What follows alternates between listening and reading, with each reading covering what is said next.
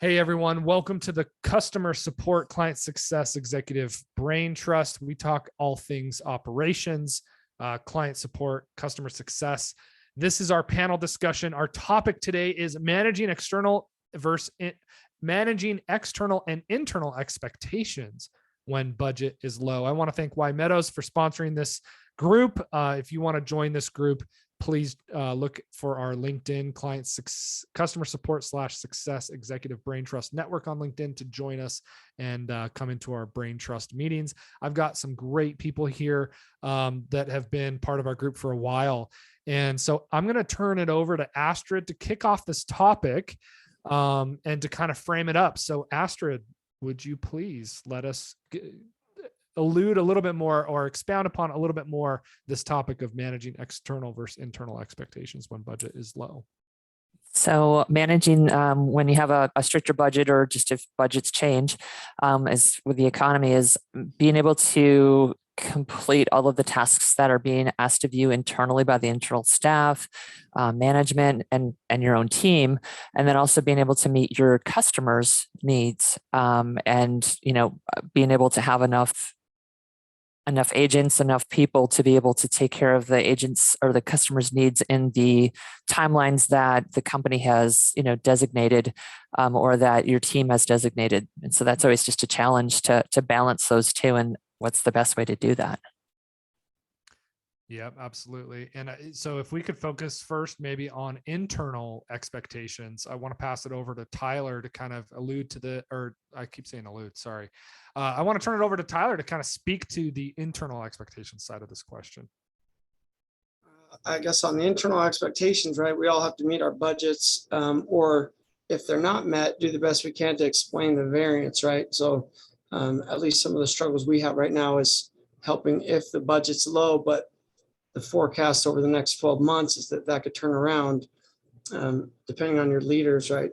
One of the issues one way I found success is helping to show the value over the next, let's say, 2 years, rather than looking at what's going on year to date or even this month in the budget cycle. I feel like sometimes we get sucked into, okay, over the last 5 months, here's the number, we're off by $1, a widget, $10, $20 we need to cut, versus the long-term effects of maybe some of the things haven't come in yet, whether it's accounts receivable or other revenue streams, et cetera.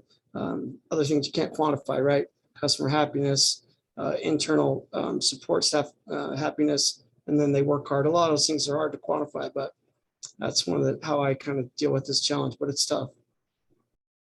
One of the things that I wanted to bring up is that so often you feel like you're just doing the same thing over and over again. So you're facing the same problem, never enough people to do the amount of work. And I think that one of the things that we can look at is trying to apply technology to the problem instead of just people to the problem. And that's certainly been our focus as a company at Y Meadows, is to try to think about, well, can we solve the problem differently than just throwing human resources at it? And I think that it's possible to do things now that just simply weren't possible a year ago. That's a really good point. And one thing that I would add to that, that we are really focusing on, where we can enable our customers to be more self-sufficient and independent and knowledgeable around a particular product or process, for example. And so that's been a focus of ours, that would support, the time spent required by our team versus enabling our customers to be more self-sufficient. So that's been one area of focus that we hope will have a long-term positive, effect on the time required by us on specific topics, and time will tell. Excellent points, Chanel. And kind of building on that, I'm coming from the community management space. And a lot of times, actually, a brand or company will get into building a customer community for support deflection. There is additional resources that need to be created to manage a community effectively. But I have an example.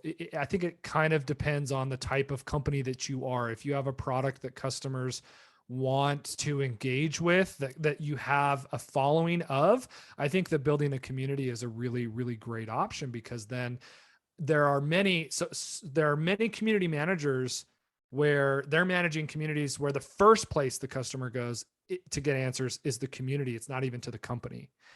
And so I think it depends on your product. I think it depends on your following, but I think that community can be a very viable resource for support deflection. I think the average that they've seen is about 20 to 30% support deflection from the community itself.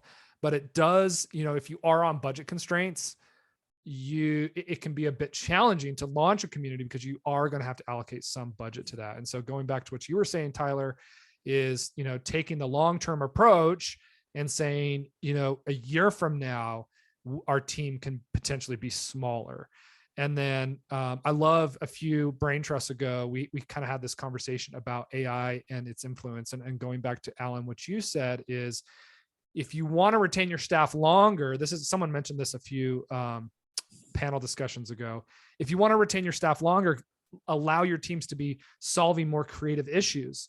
So clear up, automate as much of those FAQs as you possibly can with AI. And now you've got a smaller team and they're engaged in more creative work, and they don't feel like they are answering the same questions over and over again. Any other thoughts, people, as we look to wrap some of this up?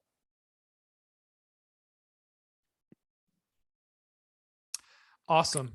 Oh, go ahead, Astrid. I was just going to say, I agree with that whole thought, but then there's the question of, if you've got the lower budget and having enough people it's the balance of finding the time to automate and make that effort, which does pay off long term.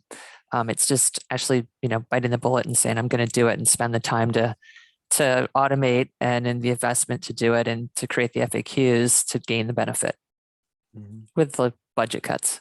Absolutely. Alan, could you speak to that a little bit? I mean, because I think that's a really good point, is when you're in budget cuts and when you are in need of resources, stopping for a moment, stopping the wave, like you're holding the wave back. So if you do want to come up with a long-term solution, I'm sure you've seen this with your customers, what would you suggest? We find that the problem is twofold. That sometimes that the support department is just overwhelmed, and sometimes we find that as soon as we ask for help from the IT department, IT is just always backlogged, so in every company. So we end up just saying, we're going to do the work, and that gets our customers live in just a few weeks. We do need guidance and help from the team, but we end up throwing our own resources at it, and that brings our customers up and live in a few weeks. And usually after that, they can take on more of the responsibility. But I think Astrid brings up a really good point. You're sometimes sort of stuck in the mode where you don't even have time to help yourself because you're so busy. Yeah, I just saw a post. I was just trying to look that up on LinkedIn, a picture of employees or a group of people pushing a wagon through some mud, and it's got square wheels on it. And then there's someone on the side of the road with tires, like wheels, circular wheels, saying, "Hey, you guys should think about my idea." And they're like, "We don't have time for this." Right. and I definitely felt that 100% in client success when you're in reaction mode. So some unique problems. And if you guys have any ideas, thoughts, anyone else out there on how to clear up your schedule so that you can build in preventative measures, please post. Folks, that was great. Thank you guys so much for your thoughts. And we will look forward to seeing you at next month's CS Brain Trust. Thanks for coming today. Thank you. Thank you, everybody. Good to see you.